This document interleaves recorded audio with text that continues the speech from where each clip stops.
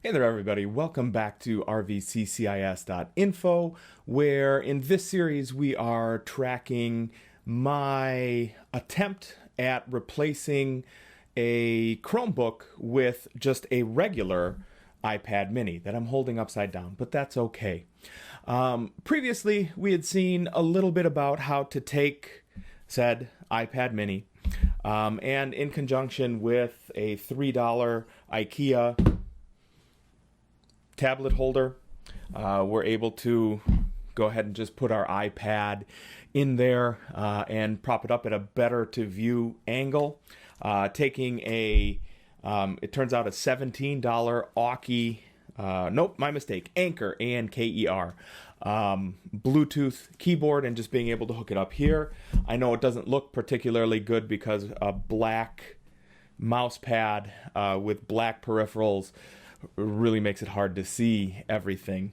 Included in the mix, I have just a pair of Bluetooth headphones because my biggest complaint comparing an iPad mini like this to something like an iPad Pro, aside from the Lightning connection being somewhat limited, but we're going to see in just a moment that it's not particularly that bad, is it only has two down-firing speakers, and as small as an iPad is, they don't sound bad, but they don't sound great. When you're doing anything like video editing, which I do a lot for classes now, when you're doing anything like, more this series as a matter of fact, when you're doing anything like listening to a podcast and you're moving around a little bit, once you switch over to Bluetooth headphones, we'll do a thing in the future about Bluetooth headphones, because just this year I think I've bought and returned like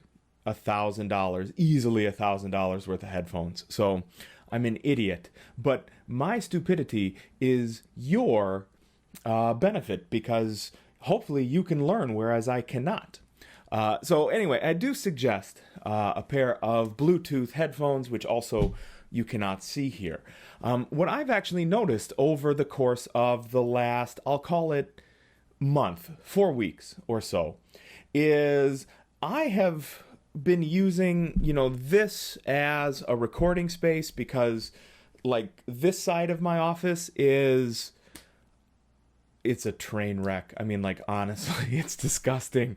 You do not want me with my iMac, which you see right there behind me. You do not want that, broadcasting. I do not want that broadcasting was happening on this side of the room. There's just boxes. You can see into the hallway. I'm a pig. And I don't know. So I've been recording going this way, and it looks at least a little bit better. But what I've noticed is, because it doesn't matter whether or not I use my iPad here like you see, or if I go over here and I grab a laptop, there's one around, but it's the same thing. The ergonomics is not quite right? Because I have to really tip my chin downward to be able to get here to the iPad. And I have never in my career, because I move around a lot. So when I was an IT manager, I moved around a lot. When I was, working as an entrepreneur, I was walking around a lot, going between clients. Clearly in a classroom, I'm going around a lot. And here at home, I am kind of like bolted to this seat for hours at a crack, and I'm not used to that. So this setup, even though I liked it because I could just grab this and go walking away somewhere, it really gave me a lot of flexibility. It did not aid my neck in any way, shape, or form in being, healthy. So today what we're going to look at is just a couple of things you can do to help really increase the ergonomics of your iPad as a primary work station. Now, what I'll tell you is this is not just for an iPad.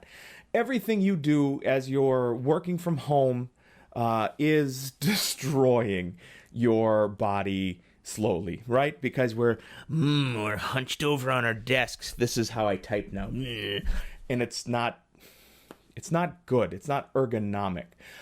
So if you have a Windows laptop, if you have a desktop, if you have a Mac, if you have an iPad, if you have a Chromebook, it doesn't really matter. Let's do a couple of things to make everything more ergonomic for you. So first and foremost, we have here the table height. This is not optimal. My wrists are resting on here. So what we need to do is either move the table down or my chair up. So that's going to be step one. So now we've gone ahead and moved my chair up, which I am pointing this way so that you cannot see that I have blaze orange shorts on. It is quarantine. I'm not wearing anything with a zipper until I have to be back on campus. So this already is miles better as far as ergonomics is concerned, because now I've got my elbows and my forearms up off of the table, and that's going to help me not damage them as I continue here. But what can we do about looking down at our screen? Well, we need to get that further up so that we're not pointing our chins down into our chest cavity. So there's a couple of tricks you can do here. On the cheap, what you can do is just find anything you have around the house to raise the level of that iPad up. So that's what we're going to try next. So now, well, first we have a brighter light on so you can see what's happening over here. So now all I've done was I kind of looked around, and I found something that I had near me that I could put here as an augmenter for the height. So this is just a cigar humidor box, and it's a little bit better already. So I'm not quite as lurched forward as I would have been had I not had the humidor underneath it, but we still have to do a little bit better. So I'm gonna go grab something else. I bet you anything it'll be another humidor, because they're right here, and we'll see if that's a little bit better. So here already we've made a pretty big positive impact on the ergonomics of the setup here, right? So because I've moved the chair up, my arms are not resting with my forearms on the table, because I've put 10 inches worth of humidors under the iPad. I have moved that up taller than even a laptop would have been. Now, I suggest if you're working with a laptop, again, it doesn't matter what the make and model or the operating system of the laptop is. Instead of having that down here on the tabletop where you're liable to scrunch down, go ahead and prop that up on something, a shoebox, a humidor. It really doesn't matter. Take an Amazon box or something that you've had delivered and just prop it up on there. As long as it's safe enough to, hold it reliably without collapsing, that's really all you need. So this is not perfect. The tilt of the iPad is kind of too far away. This has two different tilt settings on there, I guess. It's just a channel to put your iPad in. This is a little bit taller, and it actually works really well. We can stop here. Now, if you wanted this a little bit higher, that would be fine. If you wanted something to hold your iPad, that would be even better. You cannot see it because it is actually holding the camera presently.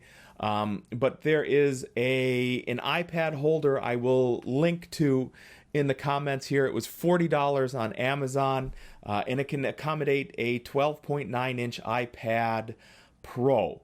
So it can hold any sized iPad essentially, and it can raise from anywhere. I think it was 11 to 18 inches. 18 inches is enough to hold an iPad flush, essentially at eye level. That is perfect for reducing the overall stress on your neck, your back, and your forearms when you're here working from home. So this actually works really pretty great, honestly. I will admit to you, that on camera, this looks abysmal, right? I've got this should really look abysmal in general because there are cork circles underneath the microphone to soak up the booming every time I move here too. There are 2 humidors, which those didn't cost me anything extra to be able to do this. 2 humidors underneath here in order to hold my iPad at a more ergonomically correct position. If you want to make a small investment, Amazon has so many iPad holders. This one was on, I think it was the Inventory, which is a Gawker Media, so Gizmodo adjacent site. And honestly, I have used it nearly every day. We're going to buy another one so that when I'm down here recording for classes, my wife can use this for when she's on her Zoom meetings. They have been a tremendous investment for us, and we'll see what those look like in just a minute after I reverse everything here on the table. So this here is the Saiji, S-A-I-J-I iPad holder. You just have to turn it to the side and you can have it in either orientation. This right here is at perfect eye level for me when I'm here on my table actually doing the work here. This is what holds the iPad I'm using right now to be able to do the recording here. And for $40, this was a tremendously awesome purchase because honestly, when I do use this iPad or this one, as the iPad I use to do the recording, or to do typing and other things rather, sorry.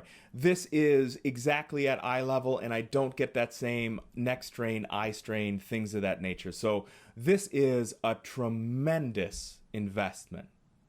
So there you have it, some quick and dirty ways to help you get more ergonomics out of an already fairly inexpensive iPad as a computer replacement setup. So now that I've used my humidors as a template for a riser here, maybe I'll help make them a little bit lighter for the next time around. So on behalf of RVCCIS.info, please remember to comment here in the comment sections. Let me know, or let us know, what kind of setup it is that you are using at home, whether or not you are starting to feel the physical burden of working from home. And let us know if you have found any creative ways to get around being able to actually make your products more ergonomic. Go ahead and remember to follow us on Facebook and Twitter at RVCCIS.info. We will have later on this week another show with the full cast, all of us full-time instructors here at RVCCIS. We'll be talking with Kara Schultz from registration about what to expect for fall, and a reminder to please go ahead and register for classes for the fall. So on, again, behalf of everybody at RVCCIS.info, stay safe and stay sane out there, everybody. This one's going to be good.